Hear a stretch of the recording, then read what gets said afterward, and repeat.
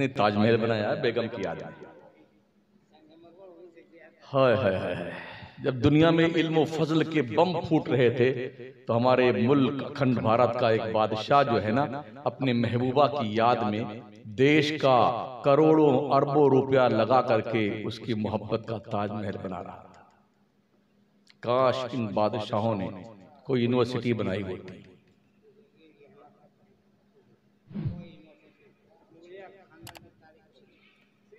दिल्ली पहुंचे तो लाल किला देखिए, मस्जिद देख ली, जामा मस्जिद। आगरा में लाल किला देख लीजिए, ताजमहल उस साइड में, लाल किला इस साइड में। फतेहपुर सीकरी जाइए तो किला देखिए साहब, क्या बात है, अकबर बादशाह किला। इन्होंने दीन का काम नहीं किया, कोई दारुल, कोई बढ़िया स्कूल, कोई कॉलेज, कोई यूनिवर्सिटी नहीं बनाई। काश इन्होंने ऐसा कुछ किया होता। लेकिन तकवा परहेजगारी की मैं एक मिसाल देने जा रहा हूं। शाहजहां बादशाह जब दिल्ली की जामा मस्जिद बना चुका तो बनाने के बाद फिर ये किला बनाया गया था, लाल किला दिल्ली वाला, दीवाने खास और दीवाने आम। फिर उसने तख्ते ताऊस बनवाया जी, 17 करोड़ रुपए का तख्ते ताऊस उस जमाने में 450 साल पहले बना था। जोड़ लीजिए आप, हमारा मैथ थोड़ा कमजोर है। जी जी हाँ,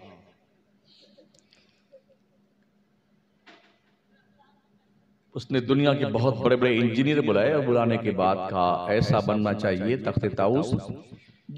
जब मैं तख्त पर, जैसे भी मैं बैठा हूं, एग्जाम्पल के तौर पर कुर्सी पे बैठा, और ये कुर्सी पे बैठने के बाद ये मेरी टोपी है कि जब मैं तख्त पर कुर्सी पे बैठूं तो मेरे सर पर जो ताज है, कभी गिना है आपने जामा मस्जिद की सीढ़ियां कितनी हैं? अब जाइए तो गिन लीजिएगा। उसने कहा इंजीनियरों से कि जब तख्ते ताऊस पर मैं बैठूं अपने कुर्सी पर और सर पर ताज रखूं तो मेरे सर के ताज का ऊपरी कोना जामा मस्जिद के ऊपर वाली सीढ़ी जहां नमाजियों की जूतियां खोली जाती हैं उससे ऊंचा ये ताज नहीं होना चाहिए।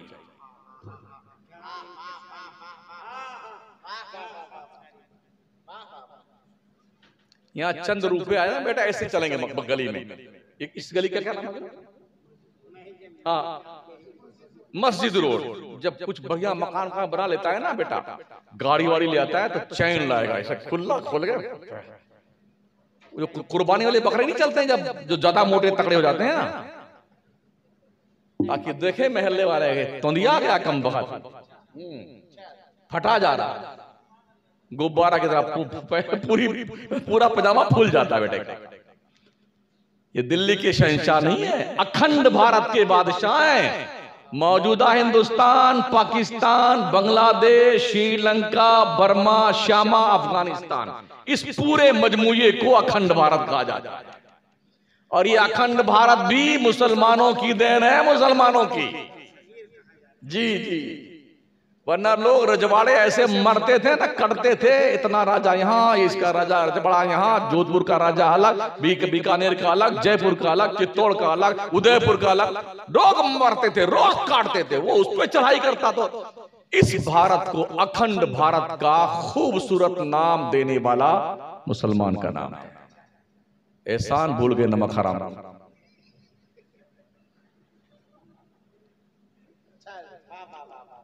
चिल्लाते हैं आकर के लाल किला के दीवार, भाइयों है ना,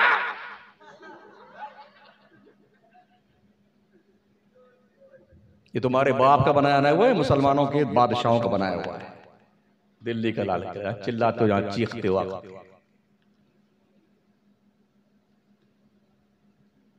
तो बादशाह ने कहा कि जब मैं तख्त पर बैठूं अपनी कुर्सी पे ना, और ताज मेरे सर पे हो, तो मेरा ताज का ऊपरी नोक नमाजियों की जूतियों से ऊपर नहीं होना चाहिए। बन गया तो लोग दुकान खोलते तो उद्घाटन नहीं करते हैं। हाँ, तो रिबिन बांधेंगे उसके दरवाजे में, फिर कैंची लेके आएंगे, फिर नेता फेता को बुलाएंगे, उस थाली में कैंची तशरीफ रखती है हजरत में, उसमें फूल वूल लेके आते हैं, रिबन बांध देता है उसमें दरवाजा में। हाँ, अब 4 5 10 15 आएंगे, कोई फोटोग्राफर भी रहेगा, तो वो आएंगे कैंची काटेंगे। ऐसे करते नहीं करते? देखा है। अबे पगलो, कभी ऐसी नौबत आए ना, तो अगर तेरी माँ है ना जिंदा, तेरी माँ, उस माँ का कदम रखवा ले, उस दुकान में बड़ी बरकतें देगा अल्लाह। तेरा बाप जिंदा है।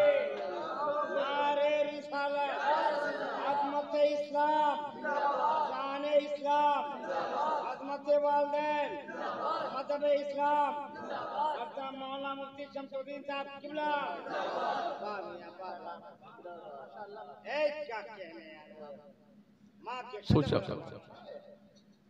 ओ दुनिया भर की औलादो, तुम्हारी जन्नत काबा की साये में नहीं है। अल्लाह ने जन्नत को खींचकर माँ के कदम के नीचे रख दिया है। अल जन्नतु तहता अक़दामिल उम्महात। मुखबिर सादिक पैगंबर फरमाते हैं जन्नत तुम्हारी माओ के कदमों के नीचे है। माँ बेचारी बुढ़िया रोती रोती मरी जा रही है, बेटा हाल तक नहीं पूछता, और पीर साहब आगे जिंदाबाद जिंदाबाद जिंदाबाद। तेरी कमबख्त की ऐसी तैसी, पीर ज्यादा रुतबा रखता, तेरी बूढ़ी माँ ज्यादा रुतबा रखती है। कदम चूम उस माँ के जिसके कदमों को चूमने की बुनियाद पर अल्लाह जन्नत की बहारें अता फरमाता है। बादशाह सलामत ने कहा ऊंचा नहीं होना चाहिए, बन गया। जब उसकी ओपनिंग का वक्त आया तो दुनिया के बड़े बड़े मुल्कों से वज़राए ममलकत तलब किए गए। आज शुभारंभ है। आए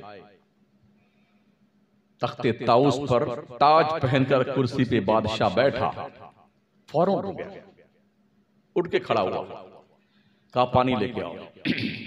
पानी लाया गया। उसी कुर्सी के नीचे बैठ करके उसने वजू करना शुरू किया।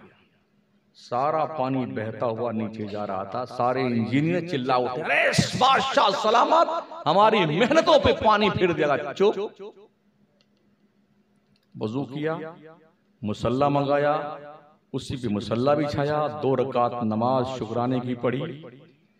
कहा लोगों, तुम ये सोच रहे होगे कि बादशाह ने ये पानी इस पर क्यों बहाया, तख्ते ताऊस पर?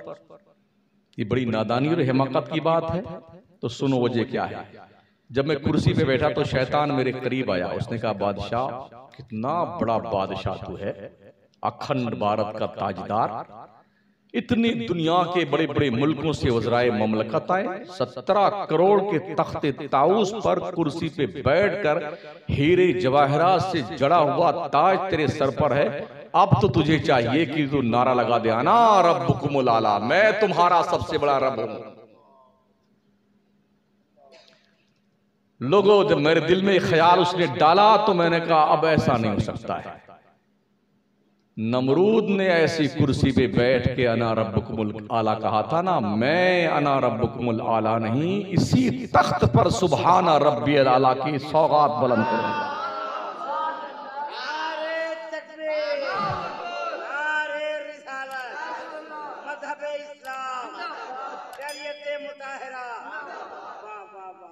बकिया फिर कभी, या जिंदा सोहबत बाकी। बुजुर्गों का अदब कीजिए, बड़ों का एहतराम कीजिए, छोटों से प्यार कीजिए, माँ बाप की इज्जत कीजिए, उलमा का वकार महफूज रखें, इमामों की कदर करें। आखिरी बात सुन लें, इमामों की कदर करें, मुअज्जिनों की कदर करें। समझ रहे हैं?